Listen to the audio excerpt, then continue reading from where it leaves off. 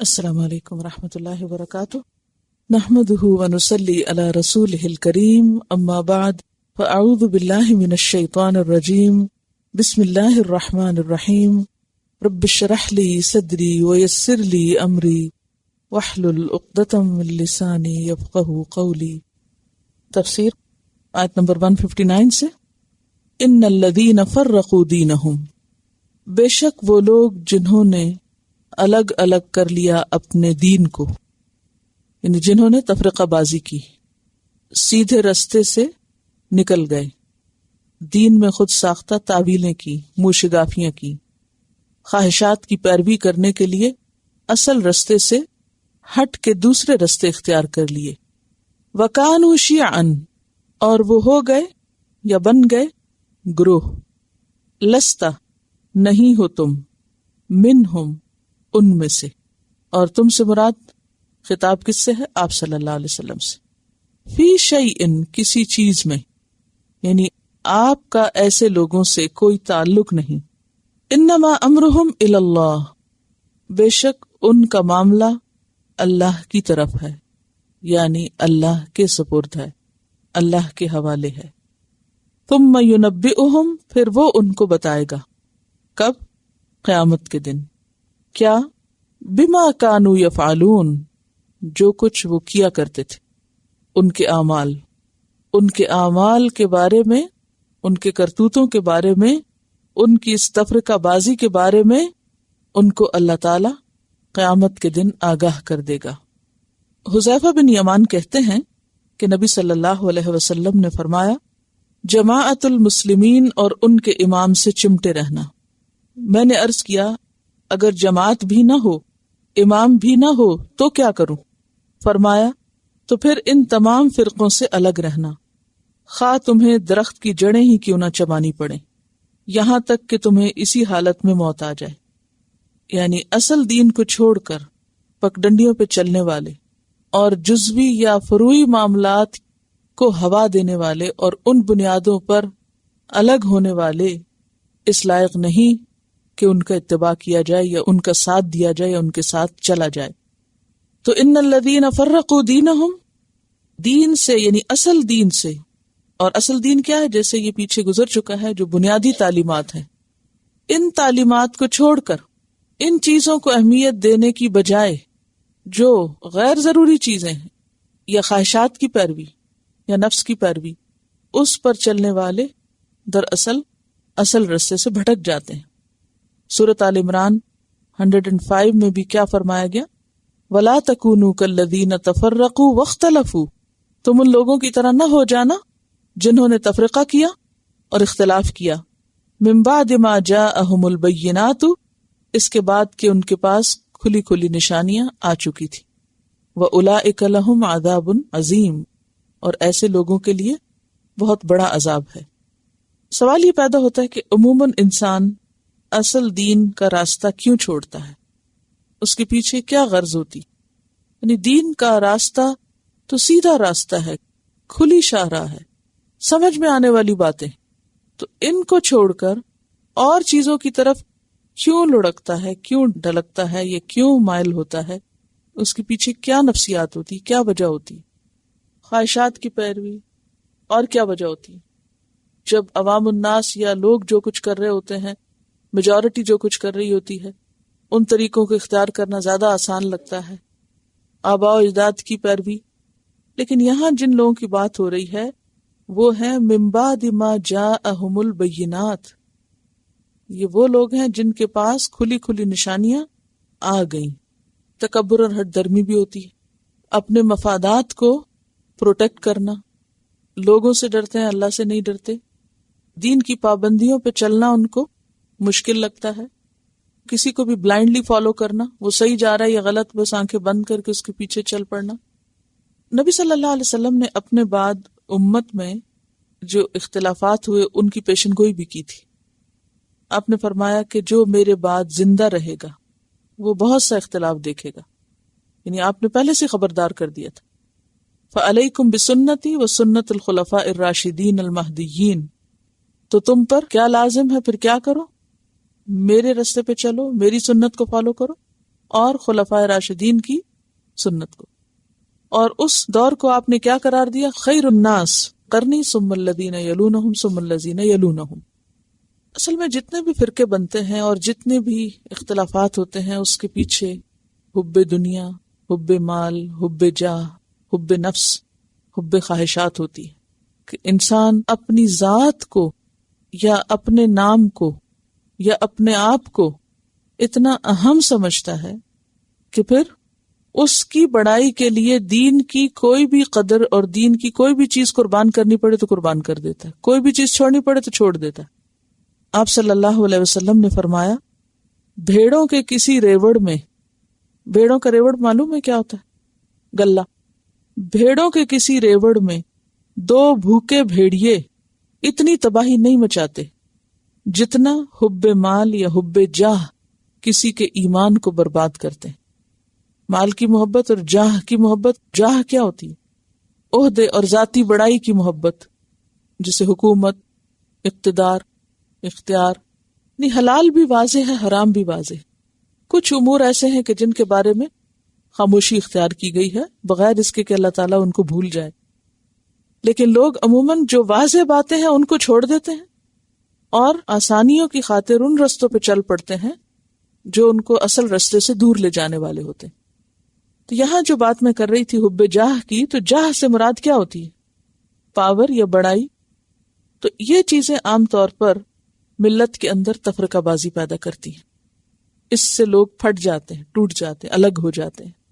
اگر ہم سب کوئی بھی کام کرتے وقت ایک سوچ رکھیں، اور وہ سوچ کیا ہو کہ مجھے ہر وہ کام کرنا ہے جس سے میری آخرت اور دین کا فائدہ ہے، دین کا فائدہ، اور ہر وہ کام چھوڑنا ہے جس سے میری آخرت کا نقصان ہے اور دین کو فائدہ نہیں یا دین کا نقصان ہے، تو آپ دیکھیں گے کہ تفرقہ بازی ہوگی بھی نہیں. کیونکہ آخرت کا جو یقین ہے، اللہ سے ملاقات کی جو امید ہے، وہ انسان کو پھر فوکس کر دیتی، وہ ادھر ادھر نہیں جانے دیتی. اس کا سارا دھیان ایک ہی بات پہ لگ جاتا ہے کہ کون سی چیز میری آخرت کے لیے فائدہ مند ہے، کوئی بھی جب ڈیسیژن لینا ہوتا ہے. اور دوسری کہ دین کا فائدہ یا دین کی ترقی کس چیز میں، ذاتی زندگی میں کیا سوچ ہونی چاہیے کہ کوئی بھی سٹیپ جو میں اٹھا رہی ہوں اس کا میری آخرت میں کیا فائدہ ہوگا، آخرت میں مجھے کیا ملے گا اس کا. ہمیں اپنی سوچ کو اس کے تابع کرنا ہے. کوئی چھوٹے سے چھوٹا فیصلہ کرنا ہو، بڑے سے بڑا. دیکھیں نا، جب آپ کوئی کام کرنے لگتے ہیں، کوئی فیصلہ کرنے لگتے ہیں، تو اس میں بعض اوقات کئی چیزیں انوالو ہو جاتی ہیں. آپ کو لازماً کوئی قربانی بعض اوقات کرنی پڑتی ہے، بعض اوقات کسی چیز میں کچھ نقصان اٹھانا پڑتا ہے. مثلاً آپ اگر سوچ رہے ہیں اچھا میں 2 نفل پڑھ لوں، چھوٹی سی مثال ہے، آپ کے پاس وقت ہے، کوئی اور خاص کام بھی نہیں، تو آپ سوچتے ہیں کہ رمضان کا مہینہ، عبادت کا مہینہ، بہتر ہے میں 2 رکعت ہی پڑھ لوں. اچھا، اب ان 2 رکعت پڑھنے کے لیے آپ کو کیا کرنا پڑے گا؟ وضو کرنا پڑے گا اور تھوڑا وقت لگانا پڑے گا، جسم کو اٹھانا بٹھانا پڑے گا. تو اب آپ کیا ہیں؟ ڈاواں ڈول ہیں، اچھا پڑھوں یا نہ پڑھوں. یہ کوئی بھی نیکی کا کام کرنا ہے. اچھا مثلاً آپ کو کہیں گاڑی لے کے پہنچنا ہے، تو آپ سوچتے ہیں اچھا میں جاؤں گی تو پھر پیٹرول لگے گا، جاؤں کہ نہ جاؤں، یہ کروں یا نہ کروں. اب اگر آپ یہ دیکھ رہے ہیں کہ کوئی کام ایسا ہے کہ جس کے کرنے سے آپ کی نیکی میں اضافہ ہو سکتا ہے اور آپ کی آخرت میں درجے بلند ہو سکتے ہیں، تو اس وقت اگر آپ یہ سوچنے بیٹھ جائیں کہ میرا پیٹرول خرچ ہو رہا ہے، تو آپ اس بڑے درجے کو نہیں پا سکتے. کیونکہ جب تک آپ قربانی نہیں کریں گے اس وقت تک کچھ پائیں گے نہیں. تو اس وقت انسان سوچتا ہے کوئی بات نہیں، میں کہیں اور سے بچت کر لوں گی، لیکن یہ جو نیکی کا موقع ہے اسے مجھے اختیار کرنا ہے کیونکہ اس سے مجھے فائدہ ہے. انہیں چھوٹی چھوٹی چیزوں میں. تو ذاتی زندگی میں جب آپ کوئی فیصلہ کرنے لگے تو ہمیشہ سوچیں آخرت میں کیا ہوگا، اس کا مجھے وہاں کیا نفع ملے گا. لیکن عموماً شیطان ہمیں کیا سجاتا ہے؟ فوری فائدہ. ابھی کیا فائدہ ہوگا مجھے، ابھی کیا ملے گا، دنیا میں کیا ملے گا. اور اس کی وجہ سے ہم بعض اوقات کام جو اچھا خاصا نیکی کا کام ہوتا ہے، چاہے وہ نماز پڑھنی ہو یا کسی کی خدمت ہو یا کچھ بھی، اس کو ہم چھوڑ دیتے ہیں، کبھی سستی کے مارے، کبھی کسی وجہ سے بھی، کبھی انا کے مسئلے میں. مثلاً یہ کہ اگر 2 لوگوں میں کوئی رنجش ہوگی تو اچھا میں سلام میں پہل کیوں کروں، حالانکہ جو پہل کر گیا وہ ساری نیکیاں لے گیا. لیکن انسان کیا سوچ کے نہیں کرتا، میں کوئی اتنی گئی گزری ہوں، میری کوئی ویلیو نہیں، میں نہیں آغاز کروں گی. اب یہ اپنی ذات کی محبت بیچ میں آ رہی. حالانکہ ذات کی محبت کا تقاضا کیا تھا کہ آپ اپنی آخرت کے لیے ذات کے لیے کچھ بنا لیتے، اور وہ کبھی انا قربان کرنی پڑتی، کبھی مال کرنا پڑتا، کبھی جسمانی محنت کرنی پڑتی، کبھی کچھ۔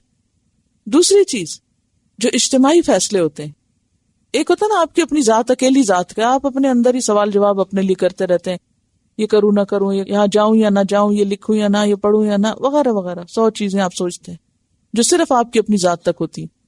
دوسری وہ ہوتی ہیں جس میں آپ کے ساتھ اور لوگ بھی انوالو ہوتے ہیں، مثلاً آپ کے گھر والے، یا اگر آپ مثلاً کسی بھی ادارے میں ہیں تو وہاں جو بھی اور سارے لوگ ہیں وہ بھی ساتھ انوالو ہوتے ہیں۔ ایسی جگہوں پر فیصلہ کس بنیاد پر ہونا چاہیے کہ جس سے ہمارے دین کو کیا فائدہ ہوگا یا کیا نقصان ہے۔ اب مثلاً الہدا میں اس وقت پاکستان میں نہیں ہوں، پیچھے سب لوگ کام کر رہے ہیں، فیصلے کر رہے ہیں، میں نے ان کو ایک ہی نصیحت کی تھی کہ کسی بھی چیز کے بارے میں میرا انتظار نہیں کریں کہ میں آپ کو کچھ کہوں تو آپ کریں۔ جب کوئی فیصلہ کرنا ہو مل کے بیٹھیں اور ایک بات سوچیں، اور وہ بات کیا ہو، اس کام کے کرنے سے دین کی کیا ترقی ہوگی، اور اگر ترقی ہے تو مت دیکھیں کہ کون کیا کہتا ہے، آپ لوگ ڈیسیژن لے لیں اور کریں۔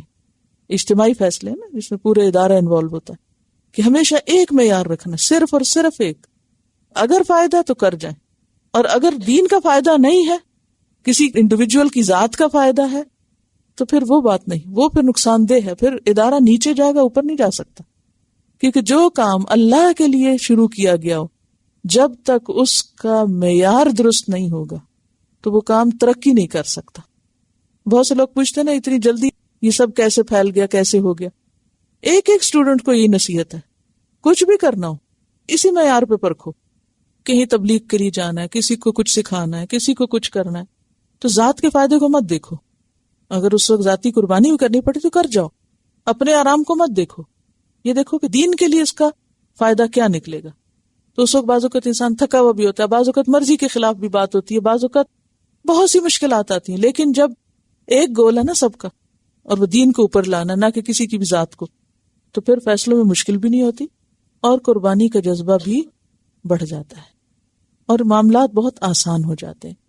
اور اس طرح اختلاف اور تفرقے بازی اور پارٹی بازی اور باہم نفرتیں اور عداوتوں سے بھی انسان بچ جاتا ہے، جیسا کہ اللہ تعالیٰ فرماتے ہیں وَاعْتَصِمُوا بِحَبْلِ اللَّهِ جَمِيعًا وَلَا تَفَرَّقُوا مَنْ جَاءَ بِالْحَسَنَةِ جو لایا ایک نیکی، جو ایک نیکی لے کے آیا، یعنی ایک چھوٹی سی بھی نیکی کا کام کیا، فَلَهُ عَشْرُ أَمْثَالِهَا تو اس کے لیے اس جیسی 10 ہیں، گویا اس نے 10 نیکی کے کام کیے۔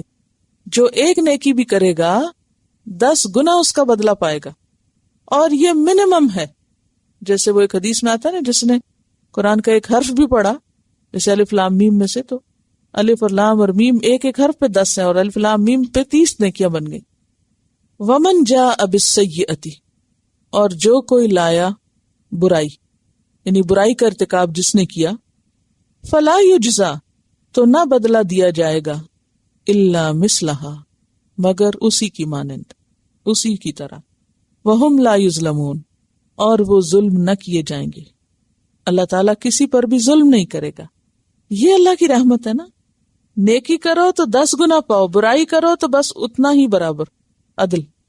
نبی صلی اللہ علیہ وسلم نے فرمایا جو شخص کسی نیک کام کا ارادہ کرے، صرف ارادہ کیا اس نے، اس کے لیے ایک نیکی لکھ لی جاتی ہے، صرف اس کے نیت سے، خواہ عمل کرنے کی نوبت نہ بھی آئے، سوچا تھا اس نے لیکن کر نہیں سکا، پھر جب وہ اس نیک کام کو کر لے تو 10 نیکیاں اس کے نامہ اعمال میں لکھ دی جاتی ہیں۔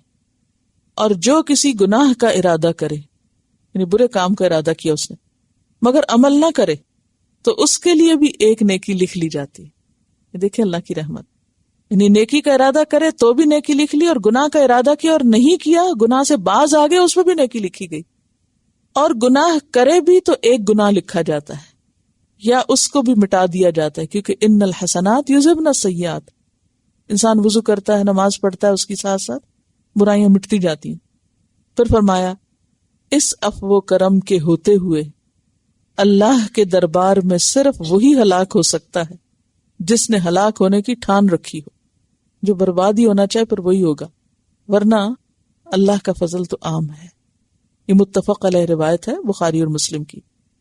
ایک اور روایت ہے حضرت انس بن مالک سے روایت ہے کہ انہوں نے نبی صلی اللہ علیہ وسلم کو فرماتے ہوئے سنا، اللہ تعالیٰ فرماتے ہیں، اے ابن آدم، اگر تو نے مجھ سے دعا کی اور امید لگائی تو میں تیرے سارے گناہوں کو معاف کر دوں گا، یعنی میرے بارے میں اچھا گمان رکھا اور پرواہ نہیں کروں گا۔ اے ابن آدم، اگر تیرے گناہ آسمان کے کناروں تک پہنچ جائیں اور تو نے مجھ سے مغفرت کی درخواست کی تو میں تیری مغفرت کر دوں گا اور پرواہ نہیں کروں گا۔ اے ابن آدم، اگر تو زمین کے برابر خطا کاریاں لے کر میرے پاس آئے اور مجھ سے اس حال میں ملے کہ تو نے میرے ساتھ کوئی شرک نہ کیا تو میں تجھے زمین کی وسعتوں کے برابر مغفرت عطا کروں گا۔ یعنی یہ ہے اللہ کا فضل، وہ یہ نہیں دیکھتا کہ کون کتنا کر رہا ہے، وہ یہ دیکھتا ہے کہ کون کس جذبے کے ساتھ کر رہا ہے اور کس جذبے کے ساتھ وہ پلٹا ہے اپنے گناہوں سے۔ اللہ تعالیٰ فرماتے ہیں، حدیث قدسی ہے، صحیح مسلم کی روایت ہے، جو میری طرف ایک بالشت قریب ہوتا ہے میں اس کی طرف ایک ہاتھ قریب ہو جاتا ہوں، اگر وہ پیدل میری طرف آتا ہے تو میں دوڑ کے اس کی طرف آتا ہوں۔ حضرت ابو ہریرہ کہتے ہیں، آپ نے فرمایا، اللہ تعالیٰ فرماتا ہے اور اس کا فرمانا سچ ہے، جب میرا بندہ نیکی کا ارادہ کرے تو اے فرشتوں اس کی ایک نیکی لکھ لو، جب کر چکے تو 10 نیکیاں لکھو، اگر وہ برائی کا ارادہ کرے تو کچھ نہ لکھو، کر چکے تو ایک ہی برائی لکھو، اگر نہ کرے تو اس کے لیے بھی نیکی لکھ دو۔ اور پھر آپ نے یہی آیت پڑھی، اور یہ بخاری کی روایت ہے۔ پھر بخاری کی ایک اور روایت سے ہمیں یہ بھی پتہ چلتا ہے کہ صرف 10 گنا ہی نہیں بلکہ 700 گنا تک بھی نیکیاں لکھی جاتی ہیں۔ عبداللہ بن عباس سے روایت ہے بخاری میں کہ جب کوئی شخص نیکی کا ارادہ کرنے کے بعد نیکی کرتا ہے تو اللہ تعالیٰ اسے 10 سے لے کر 700 تک نیکیاں عطا کرتا ہے۔ اور کسی کے لیے 10 اور کسی کے لیے 700 کیوں؟ کس فرق سے؟ اخلاص کے فرق سے، نیت کے فرق سے۔ جیسے کہ قرآن پاک میں بھی آیت آتی ہے، مثل الذین ينفقون اموالهم فی سبیل اللہ کمثل حبۃ انبتت 7 سنابل فی کل سنبلۃ 100 حبۃ واللہ یضاعف لمن یشاء واللہ واسع علیم۔ البقرہ 261۔ کیا معنی ہے اس آیت کا؟ مثال ان لوگوں کی جو اپنے مال اللہ کے راستے میں خرچ کرتے، ایک دانے کی طرح ہے، ایک بیج کی طرح ہے جو 7 بالیاں اگائے اور ہر بالی میں 100 دانے آئے، اور اللہ بڑھاتا ہے جس کے لیے چاہتا ہے، اور اللہ وسعت والا، علم والا، یعنی 700 گنا سے بھی بڑھ جاتا ہے۔ جیسے روزہ ہے تو روزے کے بارے میں کیا آتا ہے؟ الصوم لی وانا اجزی بہ، یعنی ہر عمل کا بدلہ 10 گنا 700 گنا تک، لیکن روزہ میرے لیے اور میں خود اس کی جزا دوں گا، ان لمیٹڈ نیکی۔ اور یہ ڈیپینڈ کرتا ہے کہ کس نے اپنے روزے کی حفاظت کی، روزہ رکھ کے کوئی جھوٹ نہیں بولا، کسی کی چغلی نہیں کی، کوئی بری بات زبان سے نہیں نکالی، تو آٹومیٹکلی اس روزے کا ثواب بڑھے گا۔ لیکن اگر کسی نے روزہ بھی رکھا ہوا ہے، کھانے پینے کا تو روزہ رکھا ہوا ہے لیکن غلط باتوں کا کوئی روزہ نہیں، تو ایسے شخص کو بھوک پیاس کے سوا کچھ نہیں ملتا۔ تو یہاں پر کیا فرمایا جا رہا ہے کہ جو ایک نیکی بھی کرے گا یعنی اخلاص کے ساتھ تو اس کو 10 گنا اجر ملے گا، اور پھر اس سے بھی زیادہ کئی گنا بڑھا کر، جیسے ایک اور جگہ پر آتا ہے تقرض اللہ قرضا حسنا یضاعف لکم، اللہ کو تم قرض حسنہ دو گے تو اس کو وہ کئی گنا بڑھا دے گا۔ قرض حسنہ کیا ہوتا ہے؟ جو اللہ کو دے دیا گیا۔ اب آپ دیکھیے کہ اللہ تعالیٰ ہم سے لینے تھوڑی آتے ہیں، اپنا ہاتھ بڑھا کے اچھا یہ پیسے مجھے دے دو یا فلاں چیز مجھے دے دو، یعنی خواہ وہ کسی انسان کو ہی کچھ دیا جائے لیکن اس انسان سے صلے کی توقع نہ رکھی جائے، حتیٰ کہ شکریہ کی بھی نہیں، کسی تعریف کی بھی نہیں، کیونکہ وہ تو ہم نے اللہ کو قرض دیا، اللہ کو دے دیا، اور وہاں سے بدلہ ملے گا، اس کو لوٹانا ہے۔ قرض کون لوٹاتا ہے؟ جو لیتا ہے، جو لیتا ہے وہی واپس کرتا ہے نا۔ تو بظاہر ہم کسی انسان کے ہاتھ میں کچھ دے رہے ہوتے ہیں لیکن اندر دل میں نیت اور ارادہ کیا ہوتا ہے؟ میرا کسی انسان پہ کوئی احسان نہیں، یہ میں اپنے رب کو دے رہی کیونکہ میں نے اس سے واپس لینا ہے۔ تو جو رب واپس کرے گا پھر وہ اپنی حیثیت کے مطابق لوٹائے گا، اور وہ زمین و آسمان کے خزانوں کا مالک۔ لیکن انسان کی یہ کمزوری اور شیطان کا دھوکا کہ وہ اس کو اتنا تھوڑ دلا کرتا ہے کہ تھوڑی سی خیر خواہی اور بھلائی کسی کے ساتھ کر کے کیا چاہتا ہے؟ فوراً ریٹرن ملے، اور اگر نہیں تو میں آئندہ کر ہی نہیں رہا۔ وَمَنْ جَاءَ بِالسَّيِّئَةِ فَلَا يُجْزَى إِلَّا مِثْلَهَا، اور جو برائی لائے گا تو بس اس کو اتنا ہی بدلہ ملے گا۔ وَهُمْ لَا يُظْلَمُونَ، قل کہہ دیجئے اننی ہدانی ربی، بے شک مجھے میرے رب نے ہدایت دی ہے، الی صراط مستقیم، سیدھے رستے کی طرف، جسے ہم ہر روز نماز میں مانگتے ہیں، اہدنا الصراط المستقیم۔ کون سا ہے یہ سیدھا راستہ؟ دینن قیمن، درست دین، قیمن جو ہے یہ قیام کا مخفف ہے، درست، ثابت، مستقیم، محکم، مستحکم، دین اور دنیا کے حالات درست کرنے والا، قیمن درست کرنے والا، کھڑا کرنے والا، کس کو؟ دین اور دنیا اور آخرت کے سارے احوال کو۔ ملت ابراہیم حنیفا، جو طریقہ ہے ابراہیم علیہ السلام کا، جو یکسو تھے۔ کیسے تھے یکسو وہ؟ ان ابراہیم کان امتا قانتا للہ حنیفا ولم یک من المشرکین شاکرا لانعمہ اجتباہ وہداہ الی صراط مستقیم۔ ان کو اللہ نے سیدھا راستہ دکھایا تھا اور چن لیا تھا۔ سورۃ النحل آیت 120 اور 121۔ آپ نے دیکھا ہوگا کہ اس سورت میں اکثر حوالے میں نے سورۃ النحل کے دیے، کیوں؟ اس لیے کہ یہ سورۃ النحل کے بعد نازل ہوئی اور ان دونوں کے مضامین آپس میں بہت ملتے جلتے ہیں۔ وما کان من المشرکین، اور وہ مشرکین میں سے نہ تھے۔ سورۃ آل عمران میں بھی آپ پڑھ چکے ہیں، آیت 67 میں، ما کان ابراہیم یہودیا ولا نصرانیا ولکن کان حنیفا مسلما وما کان من المشرکین۔ سورۃ النساء آیت 125 میں بھی پڑھا، ومن احسن دینا ممن اسلم وجہہ للہ وہو محسن واتبع ملت ابراہیم حنیفا واتخذ اللہ ابراہیم خلیلا۔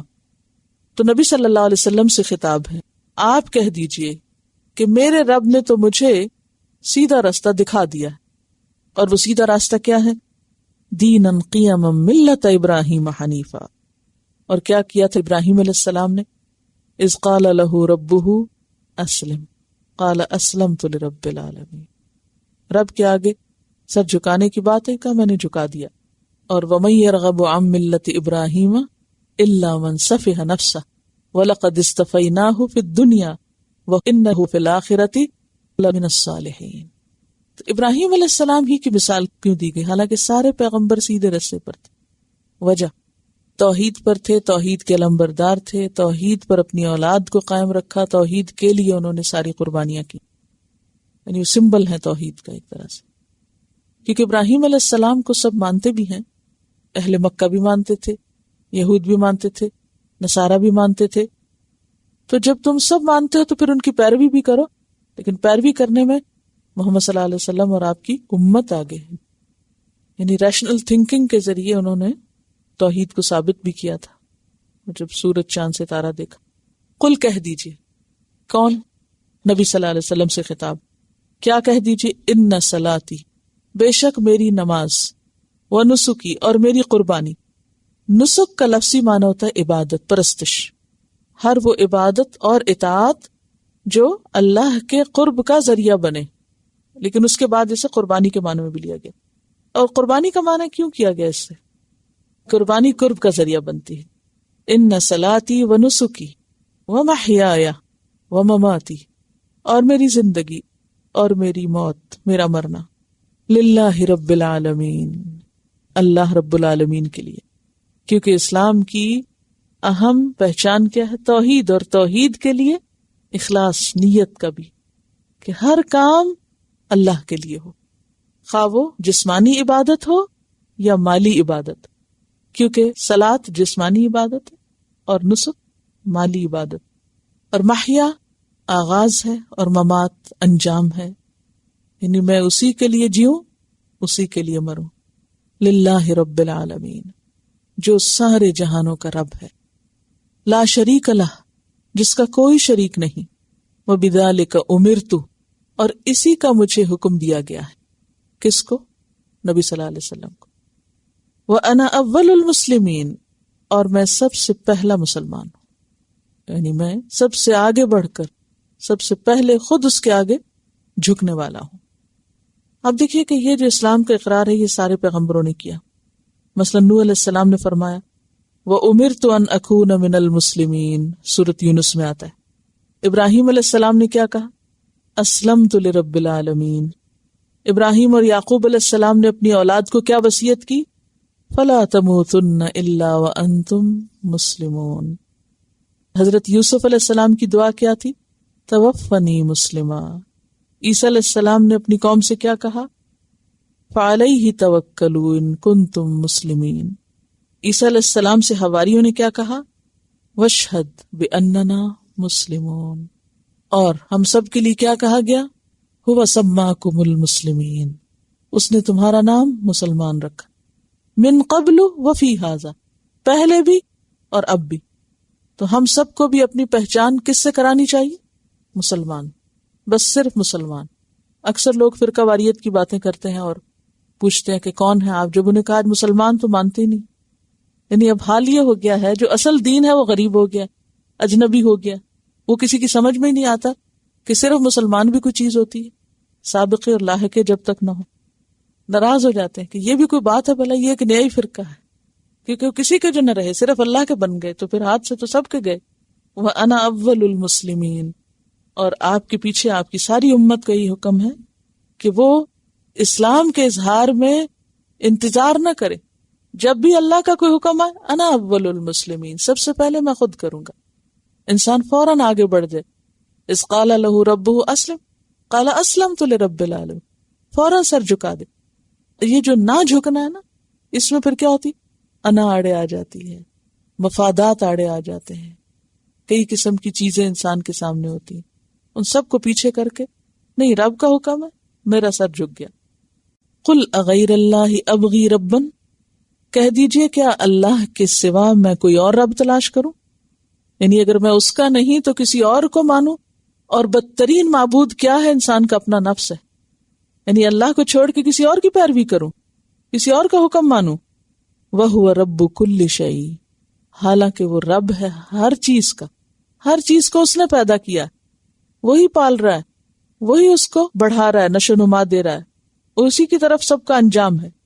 وَلَا تَكْسِبُ كُلُّ نَفْسٍ إِلَّا عَلَيْهَا، اور نہیں کمائی کرتا کوئی بھی نفس مگر اسی پر ہے، یعنی اس کا ذمہ. اس سے ملتا جلتا مضمون کہاں پڑھا تھا آپ نے؟ البقرہ کے آخر میں کیا تھا وہاں؟ لَهَا مَا كَسَبَتْ وَعَلَيْهَا مَا اكْتَسَبَتْ، کہ انسان جو بھی کمائی کرتا ہے، جو بھی کوشش کرتا ہے، وہ اسی کے اوپر آتی. آپ اچھا کریں گے تو اس کا نتیجہ آپ ہی کے حق میں ہوگا، آپ برا کریں گے تو، اور اگر کچھ نہیں کریں گے تو بھی آپ ہی کا خسارہ ہے. تو وَلَا تَكْسِبُ كُلُّ نَفْسٍ، کل تمام لوگوں کی بات ہے.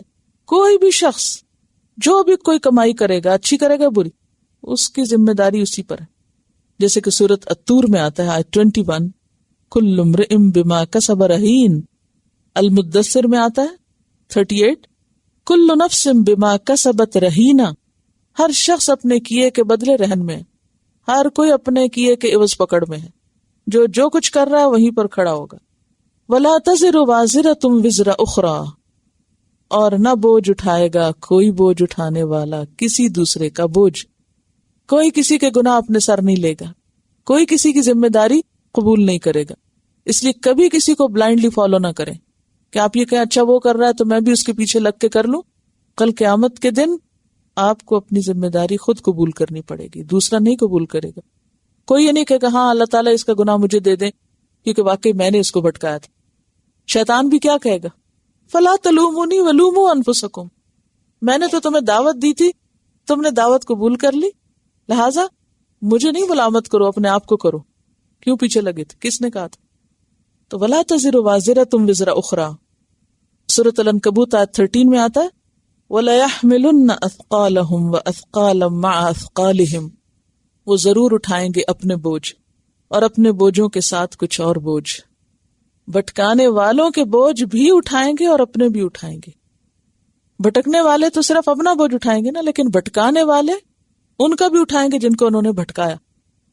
سورۃ النحل 25 میں آتا ہے لِيَحْمِلُوا أَوْزَارَهُمْ كَامِلَةً يَوْمَ الْقِيَامَةِ وَمِنْ أَوْزَارِ الَّذِينَ يُضِلُّونَهُمْ بِغَيْرِ علم، کہ وہ اٹھائیں اپنے بوجھ پورے قیامت کے دن، اور ان کے بوجھ بھی جن کو انہوں نے بغیر علم کے بھٹکا دیا.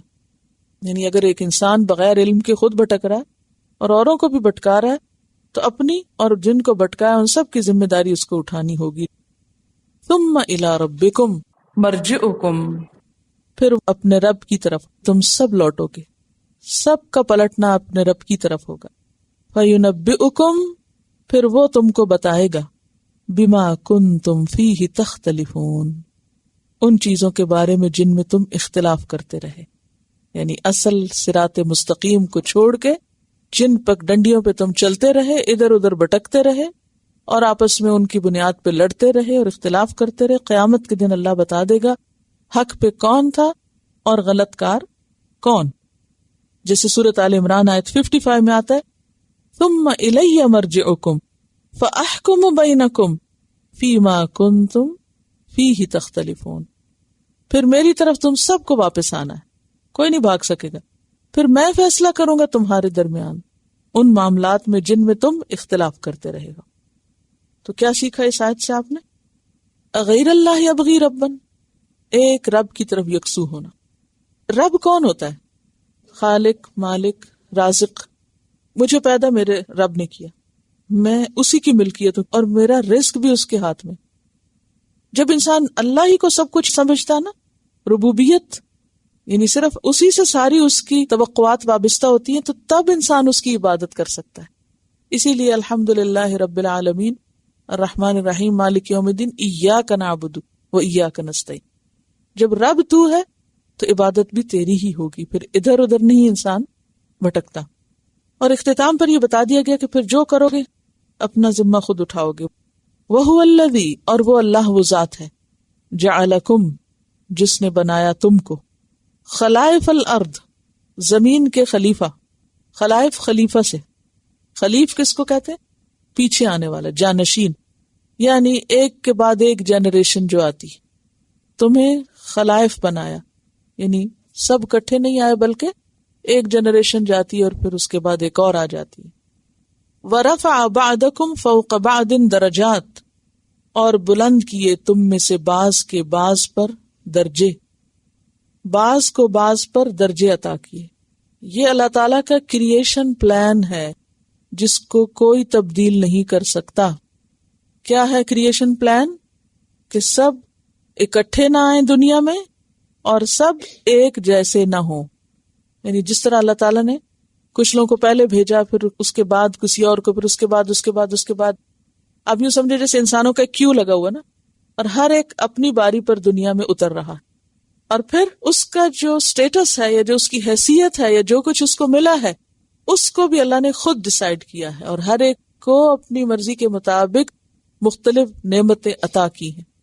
اور موٹی موٹی چیزوں میں مثلا مال، جسمانی صحت اور قوت، شکل و صورت، عقل، علم، دنیاوی رتبے، مرتبے، مقام، یہ سب کچھ سب کے لیے برابر نہیں. اللہ نے مختلف لوگوں کو مختلف صلاحیتوں کے ساتھ پیدا کیا، اور یہ اتنا ویزیبل فرق ہے جسے سب جانتے ہیں. اور یہ اللہ تعالیٰ کا کریشن پلان ہے. اس کی پلاننگ اسی طرح تھی کہ لوگوں میں ڈفرینسز ہوں، لوگوں میں فرق ہوں، اور ان کو آپ کم نہیں کر سکتے. مثلا آپ دیکھیے رنگوں کا فرق ہے، قد کا فرق ہے، ہمتوں کا فرق ہے، سمجھ کا فرق ہے. پھر اسی طرح مادی وسائل اور فیسلٹیز اور ریسورسز کا فرق ہے. کسی کو ماں باپ کے گھر میں ہی سب کچھ مل جاتا ہے اور کسی کو بہت سی چیزوں کے لیے ترسنا پڑتا ہے، کہیں جا کر اس کو وہ چیزیں ملتی. تو یہ سب کچھ اللہ کا اپنا فیصلہ ہے، اور اس نقشے کے ساتھ اس نے دنیا بنائی تھی. وَهُوَ الَّذِي جَعَلَكُمْ خَلَائِفَ الْأَرْضِ وَرَفَعَ بَعْضَكُمْ فَوْقَ بَعْضٍ دَرَجَاتٍ. امیر، غریب، عالم، جاہل، عقل مند، بے وقوف، قوی اور کمزور، سب اس کا اپنا فیصلہ، اور اس کے مطابق اس نے لوگوں کو قوتیں دی. یہ کیوں فرق رکھا؟ لِيَبْلُوَكُمْ آزمائش کے لیے، امتحان کے لیے. اور انسان نے کیا سمجھ لیا؟ جس کو ملا اس نے دوسرے پہ فخر جتانا شروع کر دیا، اپنی بڑائی منوانی شروع کر دی. انا خیر منہ، میں اس سے زیادہ اچھا ہوں.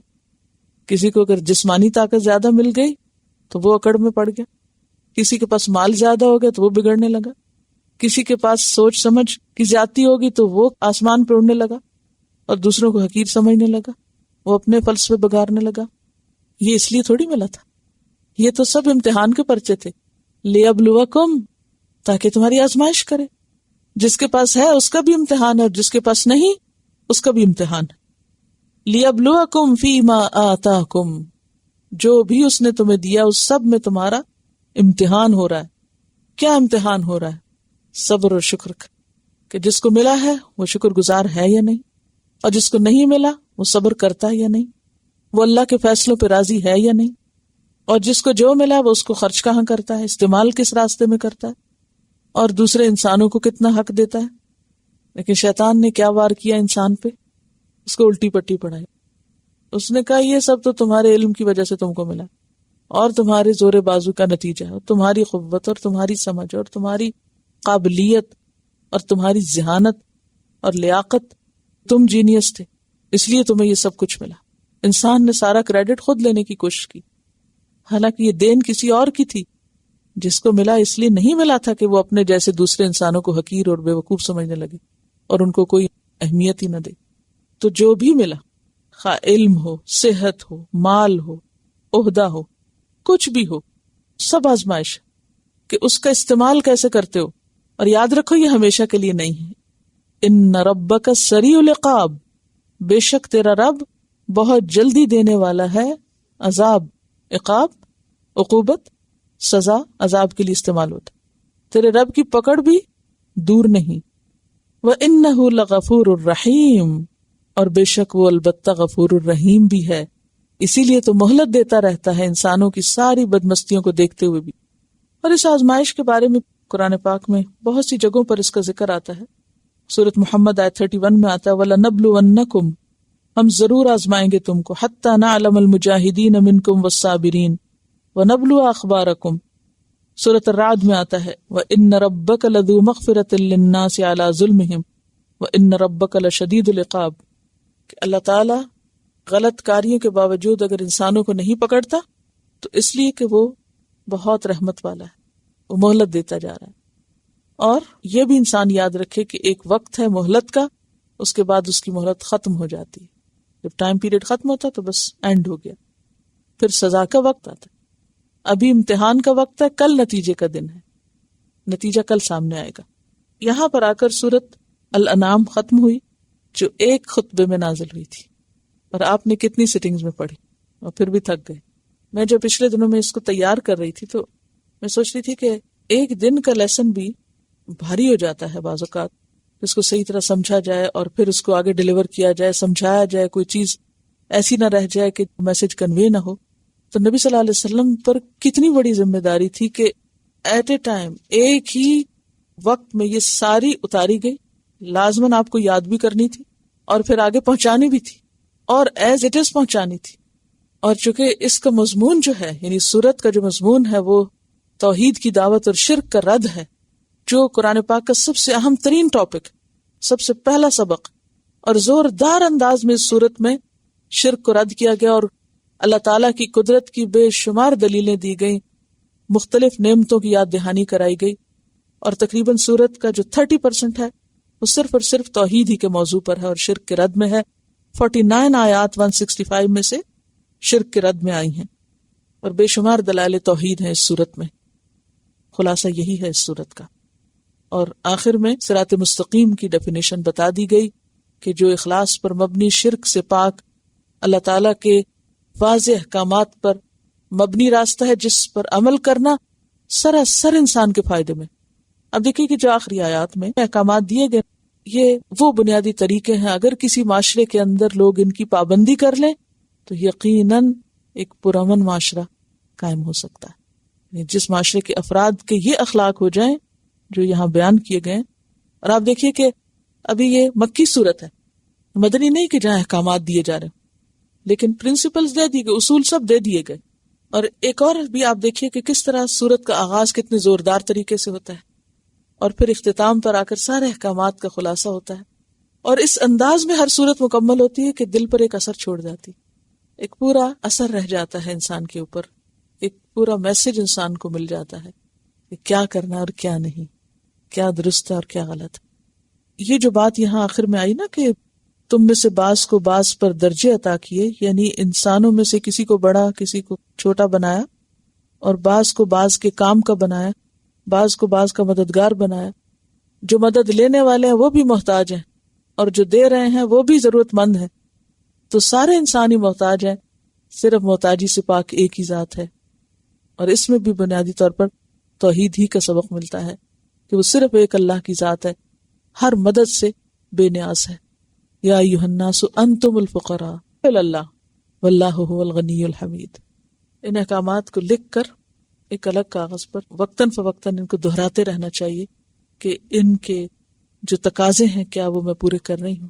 اور اس میں آپ دیکھیے نا کہ کچھ تو موٹی موٹی باتیں، اس میں خاص طور پر والدین کے ساتھ احسان جو روزمرہ زندگی کی ایک ضرورت ہوتی ہے. پھر اس کے بعد لا تقرب الفواحش، یعنی باقی تو کہنا یہ نہ کرو یہ نہ کرو، یہاں کا اس کے قریب نہ پھٹکو. ہر بے حیائی کا کام، ہر غلط کام، ہر ایسی چیز جو انسان کو بے حیائی کی طرف لے جائے، خواہ وہ لباس میں ہو، خواہ وہ گفتگو میں ہو، خواہ وہ زیب و زینت اور آرائش کی شکل میں ہو، کہ جو انسان کو الٹیمیٹلی ایک مصیبت سے دوچار کرنے والی ہو. یعنی اللہ کے احکام کی کوئی بھی ایسی نافرمانی جس کا اینڈ ریزلٹ جو ہے وہ فواحش میں پڑنا ہو. پھر اس کے بعد آپ دیکھیے کہ یتیم جو ہے وہ سوسائٹی میں ایک سمبل ہے ڈپرائیوڈ یا ایک محتاج یا مظلوم طبقات کا، کیونکہ والدین نہیں، پروٹیکشن نہیں ہے نا سر پہ. تو جس کے اوپر پروٹیکشن نہیں ہوتی وہ کمزور ہوتا نہیں، یعنی کمزوروں کا سمبل ہے. تو اس کے ساتھ ہر طرح کی زیادتیاں ہوتی ہیں. کسی بھی انسان کے ایمان کا یہ ٹیسٹ ہے کہ وہ یتیموں کے ساتھ کیا معاملہ کرتا ہے. یہ انسان کے ایمان کا ایک امتحان ہے. بہرحال تو اب یہ ہے کہ وَأَوْفُوا الْكَيْلَ وَالْمِيزَانَ بِالْقِسْطِ لَا نُكَلِّفُ نَفْسًا إِلَّا وُسْعَهَا وَإِذَا قُلْتُمْ فَاعْدِلُوا، کہ بات عدل کی کرو، انصاف کی کرو، خواہ وہ کسی کے بھی خلاف جاتی ہو. یعنی غلط بات کو کبھی بھی انسان سپورٹ نہ کرے اور غلط بات جو ہے وہ کبھی بھی قبول نہ کرے. وَلَوْ كَانَ ذَا قُرْبَىٰ وَبِعَهْدِ اللَّهِ أَوْفُوا ذَٰلِكُمْ وَصَّاكُمْ بِهِ لَعَلَّكُمْ تَذَكَّرُونَ. تو یہ ایسی نصیحتیں ہیں کہ جن پر عمل کرنا ضروری ہے اور جن کو کرنے کے بعد ہی آگے پار لگا جا سکتا ہے. اللہ تعالیٰ ہم سب کو عمل کی توفیق عطا فرمائے. وآخر دعوانا ان الحمد للہ رب العالمین. سبحانک اللہم وبحمدک نشہد ان لا الہ الا انت نستغفرک ونتوب الیک. السلام علیکم ورحمۃ اللہ وبرکاتہ.